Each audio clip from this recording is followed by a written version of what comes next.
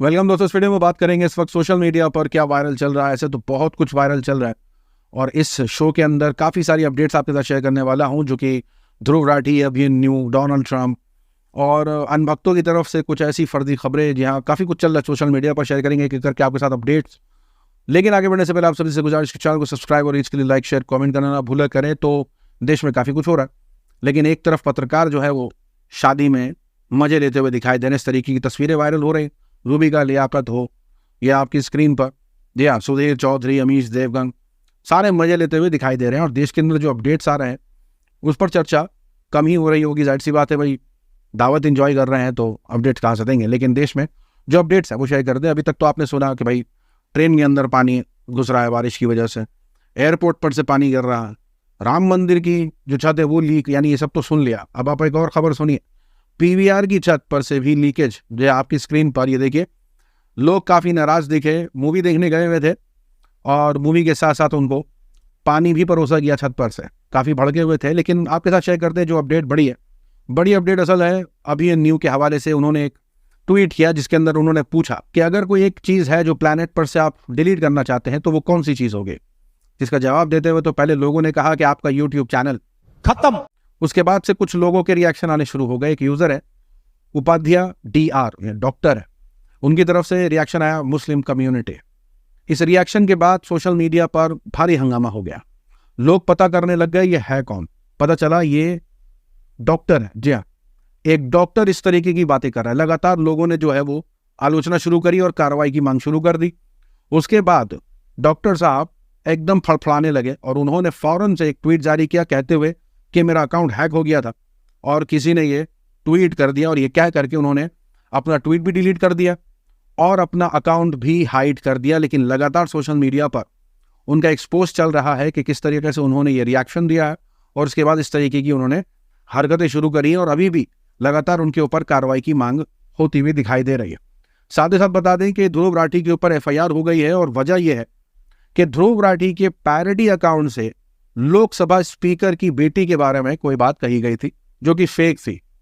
अब कही तो ध्रुव राठी के पैरोडी अकाउंट से की गई थी, लेकिन FIR ध्रुव राठी के ऊपर हो गई है। अनभक्तों के खेमे में खुशी की लहर देखने को मिली, जहां लगातार इस चीज को लेकर के जश्न का माहौल देखने को मिला। लेकिन वहीं दूसरी तरफ जो है वो ये कहा गया ध्रुव राठी की तरफ से कि किस तरीके से आर्टिकल्स छापे जा रहे हैं, बताते हुए कि ध्रुव राठी पर हुई है FIR, जबकि वो पैरोडी अकाउंट था जिससे उनका कोई लेना देना नहीं है। लेकिन वहां पर यह खबर आने लगी कि महाराष्ट्र साइबर पुलिस ने जो है वो ध्रुव राठी के ऊपर ही FIR दर्ज करी है, बावजूद इसके कि पैरोडी अकाउंट से एक फेक मैसेज किया गया था, जबकि वो पैरोडी अकाउंट ने माफी भी मांगी है। और माफी मांगने वाला स्क्रीनशॉट लोग फिर भी ध्रुव राठी के नाम पर ही फोड़ रहे हैं कि ध्रुव राठी ने माफी मांग ली, जबकि वो पैरोडी अकाउंट से माफी मांगी गई है। पैरोडी अकाउंट से जो है वो रिएक्शन दिया गया है।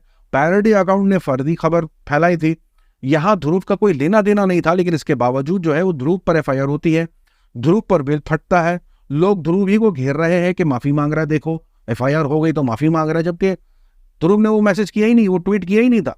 लेकिन जब ये खबर आई कि महाराष्ट्र के साइबर पुलिस ने ध्रुव पर FIR कर दी है, तो यहाँ पर जो पत्रकार हैं उनकी तरफ से कहना है कि ये पैरोडी ऑफ लॉ होता हुआ दिख रहा है, जहां पुलिस ने ध्रुव राठी के ऊपर ही केस कर दिया है, यानी फाइल कर दिया है केस, जबकि फेक अकाउंट से पोस्ट किया गया था कुछ भी।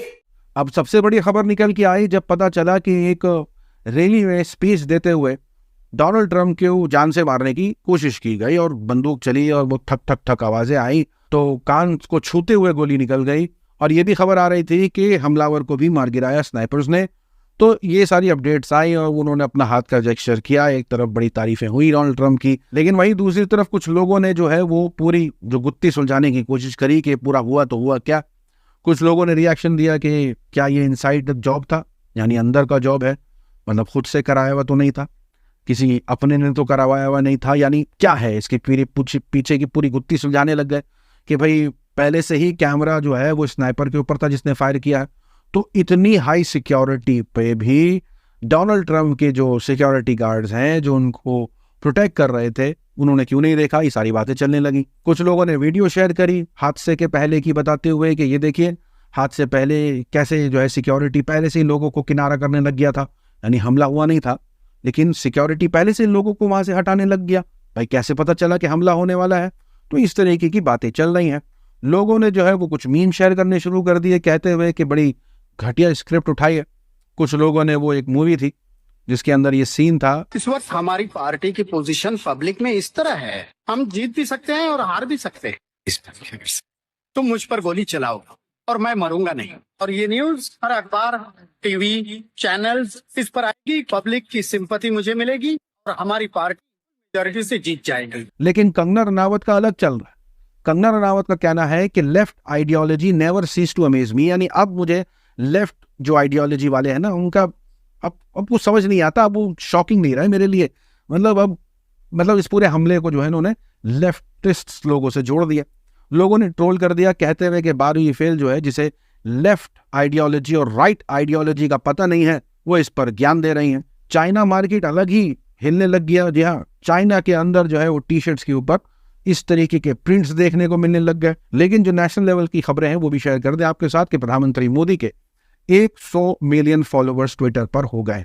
एक तरफ अनभक्तों के खेमे में जश्न का माहौल, तो दूसरी तरफ लोग शेयर कर रहे हैं कि 60% तो फॉलोवर्स फेक ही है। इस तरीके की बातें चल रही है। दूसरी तरफ ये भी चल रहा है कि जो लोग ये कह रहे हैं कि इतिहास रच दिया है, रिकॉर्ड तोड़ दिया, तो लोग बैरक ओबामा का ट्विटर हैंडल शेयर कर रहे, कह रहे हैं कि ये देखिए बैरक ओबामा के तो 131 मिलियन फॉलोवर्स है, तो भाई रिकॉर्ड कौन सा तोड़ा है। आगे अपडेट शेयर कर दे जो कि बिल्कुल चौंकाने वाली है। बताया जा रहा है कि 12 साल और 13 साल के लड़के ने कि किस तरीके से 8 साल की लड़की का कर दिया। स्कूल में पढ़ने वाले थे, रेप करने के बाद मर्डर किया, फिर उसकी लाश को फेंक दिया। आंध्र प्रदेश का मामला बताया जा रहा है। सुनने के बाद एकदम रोंगटे खड़े हो गए कि ये 12-13 साल के बच्चे ये क्या कर रहे हैं 8 साल की बच्ची के साथ। यानी इस लेवल पर मिजाज जो है वो जा चुका है कि सिर्फ रेप ही नहीं, मर्डर तक की बात हो रही है। मर्डर कर दिया, लाश को छुपाने के लिए उसे फेंक दिया। यानी इस तरीके की 12-13 साल के बच्चे कर रहे हैं। और कहीं ना कहीं इसके जिम्मेदार सिवाय माँ बाप के और कौन ही हो सकता है, क्योंकि आपको याद होगा किस तरीके से पिछले कुछ दिनों से अपडेट्स आ रहे थे कि जो नाबालिग बच्चे हैं वो गाड़ी चला रहे हैं, वो रास्ते में किसी को उड़ा देते हैं, और सारा का सारा ठिकरा फिर उस बच्चे पर ही फोड़ा जा रहा है कि भाई वो शराब पी के चला रहा था, माइनर था, लाइसेंस नहीं था, सारी बातें फिर इस पर चली जाती हैं। लेकिन अभी बात चल रही है कि पेरेंट्स को भी पनिश किया जाएगा। जी हाँ, रिपोर्ट निकल के आई है। नोएडा पुलिस ने वार्न किया है कि अगर माइनर को ड्राइविंग करता हुआ देखा गया तो पेरेंट्स को भी पनिश किया जाएगा, क्योंकि भाई वो कर क्या रहे हैं, और मोबाइल दे देते हैं, बस ये अपने बच्चों को नजर रखते नहीं है। अब ये 12-13 साल का बच्चा जो ये कर गया, अब सोच के देखिए कौन जिम्मेदारी लेगा, कौन जिम्मेदार होगा। इनका क्या भविष्य खराब नहीं हुआ? इन्होंने भले से ही जज्बात में आकर के कंट्रोल खो करके इस सब काम को अंजाम दिया, लेकिन जिम्मेदार कौन है? तो सबसे बड़ी चीज तो यही है कि जो पेरेंट्स हैं उनको जिम्मेदार ठहराना चाहिए। इस पर भी ऐसा कानून आना चाहिए कि अगर बच्चे ऐसा करता हुआ पाए गए तो माँ बाप को ही जिम्मेदार ठहराना चाहिए। साथ ही साथ अपडेट शेयर कर दें। अपडेट जो है वो अमेठी से निकल के आ रही है। बताया जा रहा है कि जुलूस में, अभी आपको मालूम होगा मुहर्रम है, और मुहर्रम के जुलूस में जो है वो इस तरीके के नारे लगे कि हिंदुस्तान में रहना होगा तो हुसैन या हुसैन कहना होगा। और इस बयान के बाद जो है वो हंगामा हुआ। पुलिस ने जो है वो FIR दर्ज कर ली।